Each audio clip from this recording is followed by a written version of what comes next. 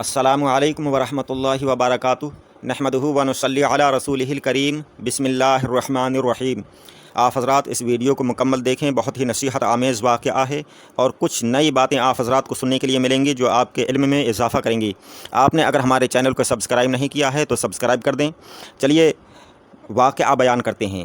ایک بندہ روشن ضمیر ایک بزرگ فرماتے ہیں کہ میں جمعہ کے روز نماز عصر کے بعد بیت المقدس کے اندر منبر سلیمان علیہ السلام کے نزدیک بیٹھا ہوا تھا کہ اتنے میں دو بزرگ تشریف لائے۔ ان میں سے ایک کا قد عام آدمیوں کی طرح تھا اور دوسرے ہم لوگوں سے بہت دراز قد اور قوی الجسا تھے، یعنی عام آدمیوں سے بہت دراز قد تھا، بہت لمبا قد تھا ان کا۔ اور وہ بزرگ فرماتے ہیں کہ جن کا قد بہت لمبا تھا ان کی پیشانی ایک ہاتھ سے زیادہ کشادہ تھی، ایک ہاتھ سے زیادہ کی تو ان کی پیشانی ماتھا تھا، اور ان کی پیشانی پر ایک چوٹ کا نشان تھا جو سل دی گئی تھی۔ وہ بزرگ فرماتے ہیں کہ جو شخص میری طرح تھے، یعنی عام آدمیوں کی طرح جن کا قد تھا، وہ سلام کر کے میرے پاس بیٹھ گئے، اور دوسرے صاحب جن کا قد بہت دراز تھا وہ دور بیٹھے۔ اس کے بعد جب وہ پاس میں بیٹھے تو وہ بزرگ فرماتے ہیں کہ میں نے کہا یرحمک اللہ، آپ کون ہیں؟ تو اس پر ان آنے والے بزرگ نے فرمایا کہ میں خضر ہوں، یعنی حضرت خضر علیہ السلام تھے۔ اس کے بعد ان بزرگ نے فرمایا کہ اور وہ بزرگ کون ہیں کہ جو دور بیٹھے ہیں؟ اس پر حضرت خضر علیہ السلام نے فرمایا کہ وہ میرے بھائی الیاس علیہ السلام ہیں۔ وہ بزرگ فرماتے ہیں کہ پھر مجھے کچھ خوف محسوس ہوا، لیکن حضرت خضر علیہ السلام نے اس کو محسوس کر لیا اور فرمایا کہ ڈرو مت، ہم تم سے محبت رکھتے ہیں۔ پھر حضرت خضر علیہ السلام نے فرمایا کہ جو شخص جمعہ کے دن نماز عصر کے بعد قبلہ رخ بیٹھے رہے اور سورج ڈوبنے تک یا اللہ یا رحمان پڑھے، اس کے بعد اللہ تعالیٰ سے جو چیز مانگے اسے دی جائے گی۔ یہی وہ عمل ہے جو حضرت خضر علیہ السلام نے ان بزرگ کو عطا فرمایا تھا، ان بزرگ سے ارشاد فرمایا تھا۔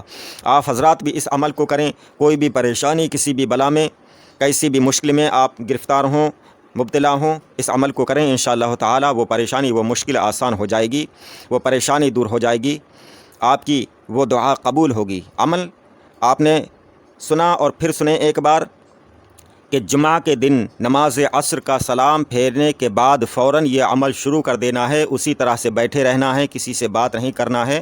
نماز کا سلام پھیرتے ہی فوراً یا اللہ یا رحمان پڑھنا شروع کر دیں اور بے تعداد بے شمار پڑھتے رہیں یہاں تک کہ سورج ڈوب جائے۔ سورج جب ڈوب جائے اس کے بعد اللہ تعالیٰ کی بارگاہ میں جو دعا کرنا چاہتے ہیں وہ دعا کریں، انشاءاللہ تعالیٰ آپ کی وہ دعا قبول ہوگی۔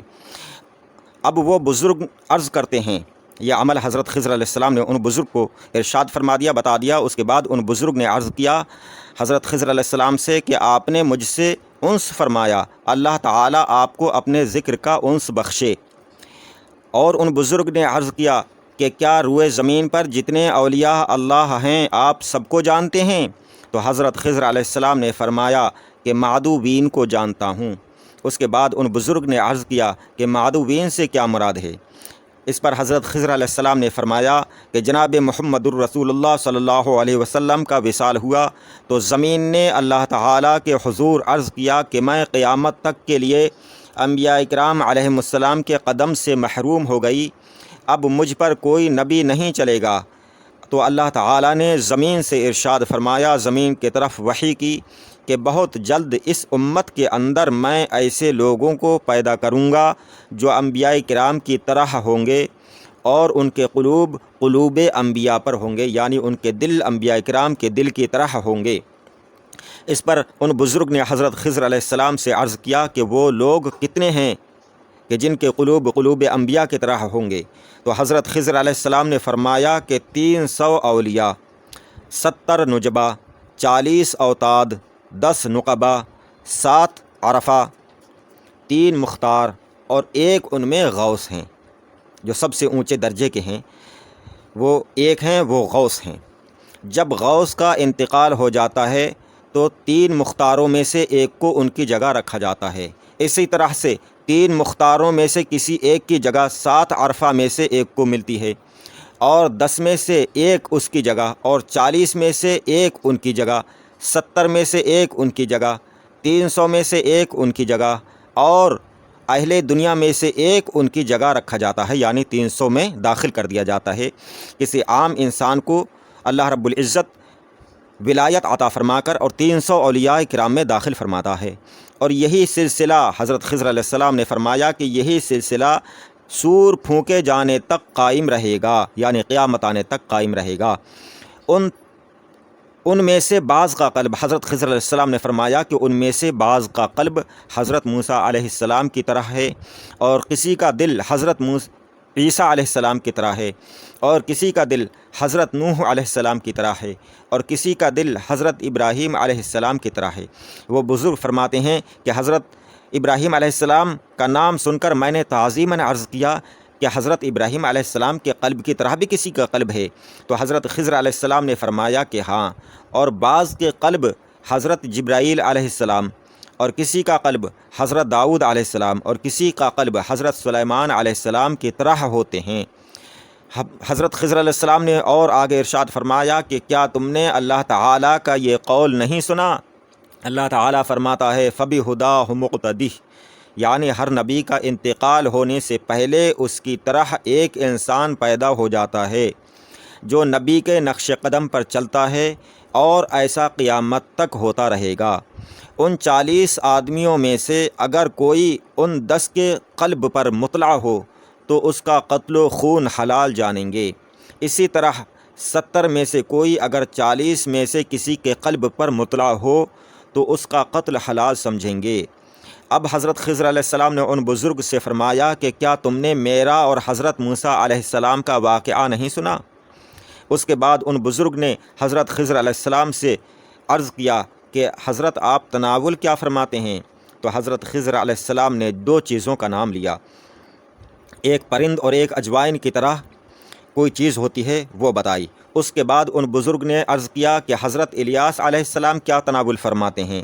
تو حضرت خضر علیہ السلام نے فرمایا کہ ان کے لیے روزانہ 2 روٹیاں لائی جاتی ہیں، یعنی اللہ کی بارگاہ سے انہیں 2 روٹیاں عطا ہو جاتی ہیں ہر روز۔ اس کے بعد ان بزرگ نے عرض کیا کہ آپ دونوں حضرات کا مقام کہاں ہے، خاص مقام رہنے کا کہاں ہے؟ اس پر حضرت خضر علیہ السلام نے فرمایا کہ سمندر کے جزیروں میں ہم رہتے ہیں۔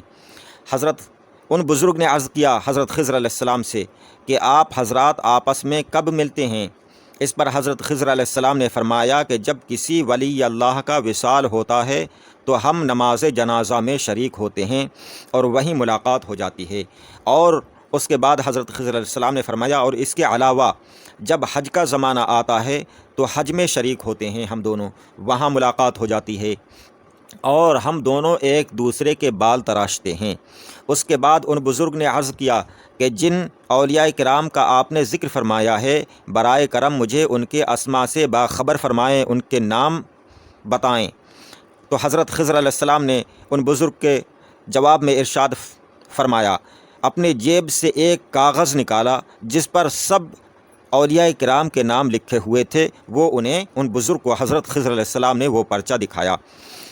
وہ بزرگ فرماتے ہیں کہ اس کے بعد حضرت خضر علیہ السلام جانے کے لیے اٹھ کھڑے ہوئے تو وہ بزرگ فرماتے ہیں کہ میں بھی اٹھ کھڑا ہوا۔ اس پر حضرت خضر علیہ السلام نے فرمایا کہ کہاں جانا چاہتے ہو؟ ان بزرگ نے عرض کیا کہ آپ کے ساتھ۔ حضرت خضر علیہ السلام نے فرمایا کہ میرے ساتھ تم نہیں جا سکتے۔ اس پر ان بزرگ نے عرض کیا کہ آپ کہاں تشریف لے جائیں گے؟ حضرت خضر علیہ السلام نے فرمایا کہ اس سے تمہیں کیا مطلب؟ اس پر ان بزرگ نے عرض کیا کہ میں آپ کے ساتھ رہ کر حصول برکت چاہتا ہوں۔ اس پر حضرت خضر علیہ السلام نے فرمایا کہ میں صبح کی نماز یعنی نماز فجر کعبہ معظمہ میں ادا کر کے حتیم میں رکن شامی کے قریب طلوع آفتاب تک رہوں گا، پھر جب آفتاب طلوع ہو جائے گا، سورج نکل آئے گا، اس کے بعد 7 بار خانہ کعبہ کا طواف کروں گا اور اس کے بعد پھر مقام ابراہیم کے پیچھے 2 رکعت نماز پڑھوں گا، اور پھر اس کے بعد نماز ظہر مدینہ منورہ میں جا کر ادا کروں گا، اس کے بعد پھر عصر کی نماز بیت المقدس میں جا کر پڑھوں گا، اور اس کے بعد نماز مغرب کی نماز کوہ طور پر جا کر ادا کروں گا، اس کے بعد عشاء کی نماز سد سکندری پر جا کر ادا کروں گا اور پوری رات وہیں رہوں گا صبح تک، اور اس کی یعنی سد سکندری کی اور تمام مذکورہ حضرات کی حفاظت کروں گا، یعنی جن اولیاء کرام کا ذکر فرمایا تھا ان کی حفاظت کروں گا۔ آپ حضرات نے اگر ہمارے چینل کو سبسکرائب نہیں کیا ہے تو سبسکرائب کریں۔ السلام علیکم، خدا حافظ۔